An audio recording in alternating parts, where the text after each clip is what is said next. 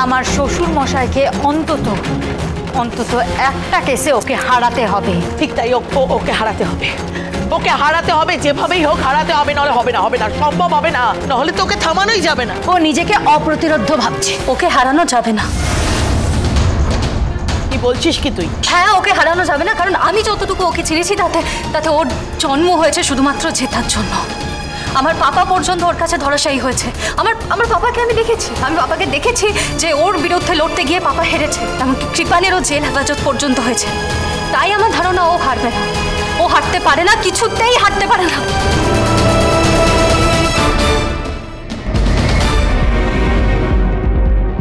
হারবে হারবে হারবে, ও ঘরেও হারবে, বাইরেও হারবে। আর আমি যেটা গেস করছি সেটা কি গেস করছো? বলবো সব বলবো, পরে বলছি সব। কিন্তু গীতাকে একটা কথা বুঝতে হবে যে ও সবসময় জিততে পারে না, ওকে হারতেও হবে, ওকে হারতেও হবে।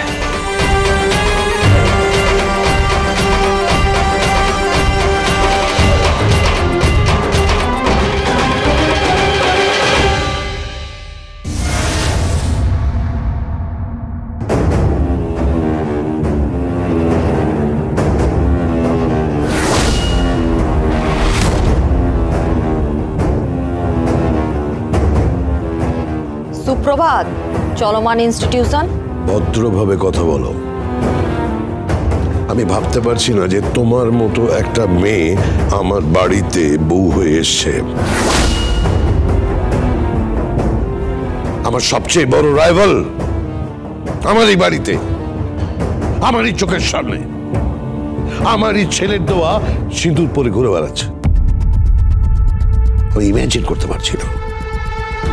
করতে পারছি না আমি। Whatever.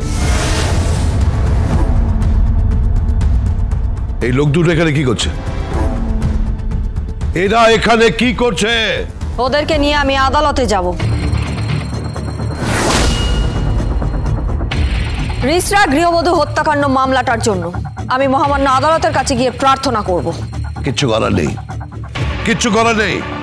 কেসটা শেষ হয়ে গেছে, শুধুমাত্র রায় বেরোনোর অপেক্ষা।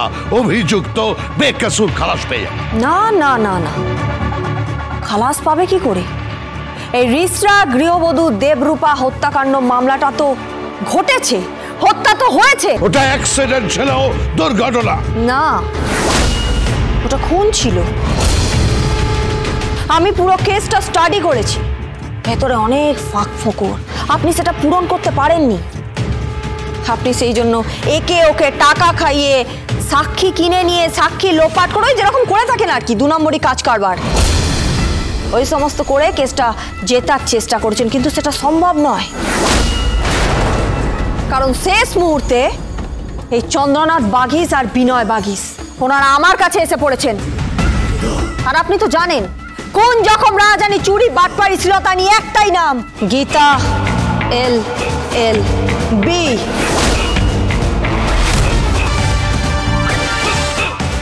গীতা, তুমি মাত্রা ছাড়িয়ে যাচ্ছ।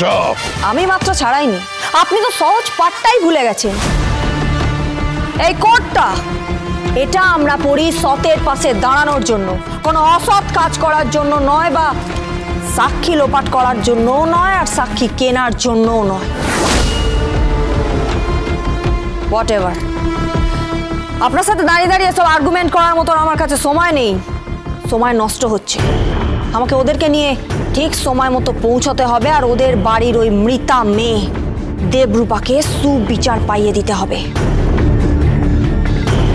চন্দ্রনাথ বাবু, বিনয় বাবু, চলুন।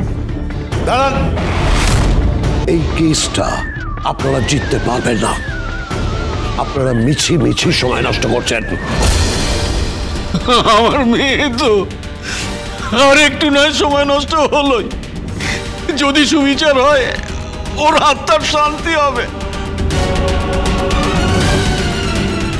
আমরা তো ভেবেছিলাম আমাদের পাশে কেউ নেই, কিন্তু উনি এসে দাঁড়িয়ে পড়েছেন। যখন শুনেছিলাম উনি আপনার বাড়ির বউ হয়েছেন, তখন ভেবেছিলাম কোনো লাভ নেই, কিন্তু দেখলাম উনি অন্যরকম। উনি আমাদের শেষ আশা।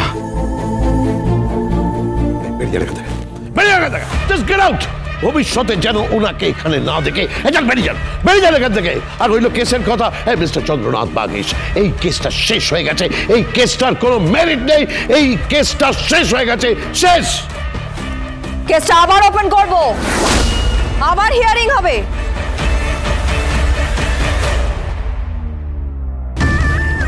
আবার সাক্ষী আসবে আর আমি তাদেরকে আবার ক্রস করব। খেলাটা অনেক লম্বা।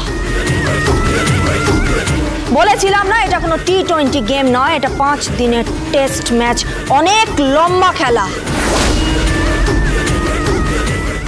চলমান ইনস্টিটিউশন, চলুন।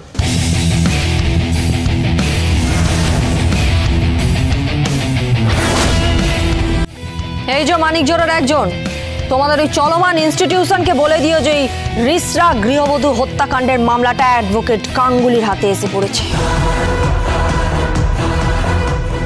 এবার কোর্টে আমি নাচ দেখাবো, নাচ।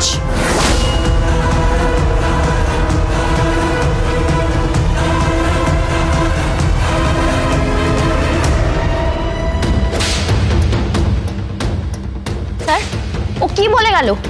স্যার, আপনার বাড়ির বউ আপনারই বাড়িতে আপনাকে থ্রেট করছে স্যার। হ্যাঁ, আমার বাড়ির বউ আমারই বাড়িতে আমাকেই থ্রেট করছে।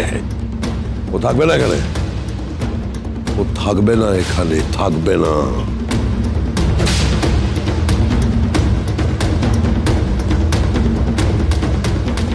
হ্যালো, কিরণ কান্তি ব্যানার্জি বলছেন? আমি অগ্নিজিৎ মুখার্জি বলছি। তুমি কি বলতে চাইছো? বলতে চাইছি পারলে স্বস্তিকে ফুলসজ্জা ঘরটা একবার দেখে এসো। কেন? সেখানে কি আছে? কি আছে? চকচকে তকতকে একটা ঘর, একটা ফুলও জায়গা থেকে নড়েনি, একটা ফুলের পাপড়িও বিছানার ওপর ঝরে পড়েনি, বিছানার চাদরটা টান টান করে গোঁজা আছে, দুটো বালিশ দেখেই মনে হচ্ছে কেউ মাথা দেয়নি। দুটো মানুষ যদি শয্যার ওপর শুয়ে থাকে কিংবা ঘুমায়, সেই শয্যার যে অবস্থা হয় সেই অবস্থায় তা নেই। বুঝতে পেরেছো? তাতে কি মিন করতে চাইছো তুমি? ওটা হয়তো গীতা গুছিয়ে রেখেছে। হতে পারে না, আমি তোমাকে বলছি ওদের মধ্যে এমন কোনো সম্পর্ক নেই যে ফুলসজ্জা হবে। সাত্বিক, হ্যাঁ, চিৎকার করো না, যেটা বলছি সেটা বোঝার চেষ্টা করো। ওদের মধ্যে এমন কোনো সম্পর্ক নেই যাতে ফুলসজ্জা হয়। আর আমার ধারণা ওদের বিয়েটা ফেক। ওরা বিয়ে করেনি, ওরা অবিবাহিত। ওরা দুজন যুক্তি করে এখানে এসেছে। ওদের অন্য কোনো উদ্দেশ্য আছে। আমি বিশ্বাস করি না, আমি বিশ্বাস। আরে তুমি বিশ্বাস করো কি না করো আমি জানি না, কিন্তু আমি নিশ্চিত কোথাও একটা গন্ডগোল আছে। কোথাও একটা গন্ডগোল আছেই। নইলে প্রথম থেকে ভেবে দেখো, ভাত কাপড় হয়নি, ফুলসজ্জার রাত্রেবেলাও সে বাড়ি চলে গেল। সে তো পদ্মকে উদ্ধার করার জন্য গেছে। ওকে আমরা সবাই চিনি। ওর কাছে সবার আগে আইন, ও সবার আগে অসহায় মানুষের পাশে দাঁড়ায়। মানলাম। তারপর ফিরে আসার পর রাত গভীর হলেও ফুলসজ্জার রাত যে একটা মেয়ের জীবনে কতটা ইম্পর্টেন্ট সেটা নিশ্চয়ই তুমি জানো। হ্যাঁ জানি, তাই তো আজও চাতক পাখির মতো আমি ফুলসজ্জার রাতের জন্য অপেক্ষা করে আছি। আর দেখো, আমার স্বামী আমারই সামনে দাঁড়িয়ে অন্য একটা মেয়ের কথা বলছে, তাও কে? সে আমার বোন হয়। এমনকি সে ফুলসজ্জার ঘরে গিয়ে উকি মেরে এসেছে, ফুলসজ্জার ঘর গিয়ে অবজার্ভ করে এসেছে সেখানে কি অবস্থা। ছি, তুমি উন্মাদ হয়ে গেছো, বদ্ধ উন্মাদ হয়ে গেছো। নিজের মাথা থেকে এসব পাগলামোগুলো সরাও আর সুস্থভাবে সংসারটা করো। এই, ঠিক করে কথা বলো ওর সঙ্গে। হ্যাঁ, ঠিক করে কথা বলো। আমি তোমাকে চ্যালেঞ্জ করে বলতে পারি যে স্বস্তিকের সঙ্গে গীতার বিয়েটা হয়নি, এটা একটা নাটক। কি বলছিস কি তুই? কে?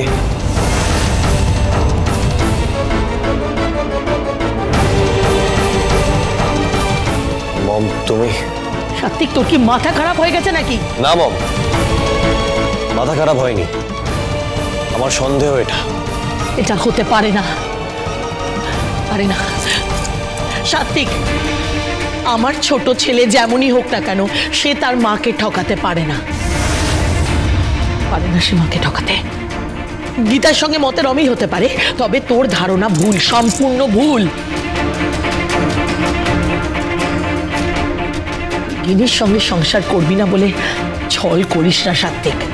মম, আমি চাই তুই গিনিকে অ্যাকসেপ্ট কর প্লিজ, আর দুই ভাই সুখে সংসার কর। কি করে সংসার করবে?